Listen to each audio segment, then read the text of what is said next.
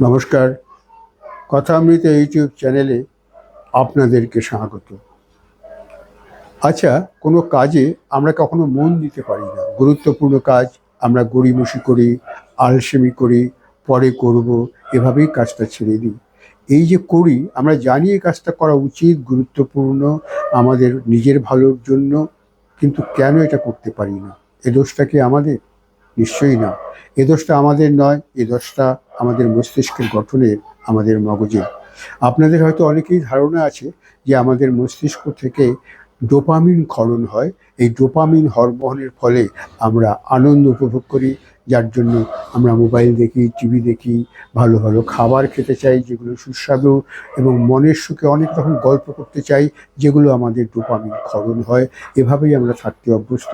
কিন্তু যে কাজটাতে স্বাভাবিকভাবে এই ডোপামিন ক্ষরণ হয় না এবং সাময়িক আনন্দ বা উত্তেজনা আমরা পাই না, সেই কাজগুলো আমরা সাধারণত পিছিয়ে দিই। সেগুলো গুরুত্বপূর্ণ কাজ হলো।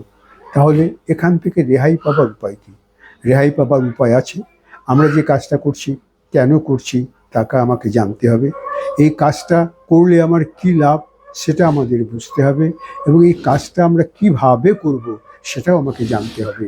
এবং এইভাবে যদি জানতে পারি, তাহলে তার প্রতি আমাদের আগ্রহ বাড়বে। আর একটা আছে, মনোযোগ এবং ধৈর্য বাড়ানোর জন্য আমরা একটা নির্দিষ্ট ঘরে যদি বসে থাকি, যেখানে আমাদের অন্য কোনো রকম ডিভাইস থাকবে না যেগুলো আমাদের অ্যাট্রাকশন করে, যেমন মোবাইল, টিভি, গল্পের বই, এই সমস্ত জিনিস অন্য ঘরে থাকবে। আমরা নিশ্চিন্তে একটা জায়গায় বসে থাকব, এবং সেই ঘরে একটা নির্দিষ্ট জায়গায় যদি একটা নির্দিষ্ট বিন্দু বা ছোট্ট একটা অবজেক্ট, যেখানে আমরা মনঃসংযোগ করব এবং সেটা নিয়েই আমরা ভাবতে থাকব।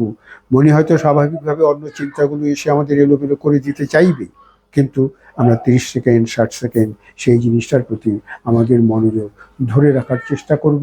এই প্রক্রিয়া যদি আমরা করতে পারি, বা বাড়িতে বড় দেয়াল ঘড়ি আছে, সেই দেয়াল ঘড়িটির দিকে যদি আমরা কিছুক্ষণ তাকিয়ে থাকতে পারি, তাহলেও কিন্তু আমাদের মনোযোগ বৃদ্ধি হবে। কিংবা অন্ধকার ঘরে যদি একটা মোমবাতি জ্বালিয়ে তার দিকেও আমরা তাকিয়ে থাকতে পারি, বা লাইটের ইন্ডিকেটার অন্ধকার ঘরে, তার দিকেও আমরা যদি তাকিয়ে থাকতে পারি, এইভাবে কিন্তু আমরা মনঃসংযোগ বৃদ্ধি করতে পারি। এবং এই মনঃসংযোগ বৃদ্ধি করতে পারলে আমাদের জীবনে অনেক ক্ষেত্রেই আমাদের নিজেদেরকে পরিবর্তন করে ফেলতে পারবো। কাজেই আসুন, মনঃসংযোগ বৃদ্ধি করার জন্য এই নিরন্তর প্রচেষ্টা জারি থাকুক। আপনারা সবাই ভালো থাকুন, ভালো রাখুন। নমস্কার।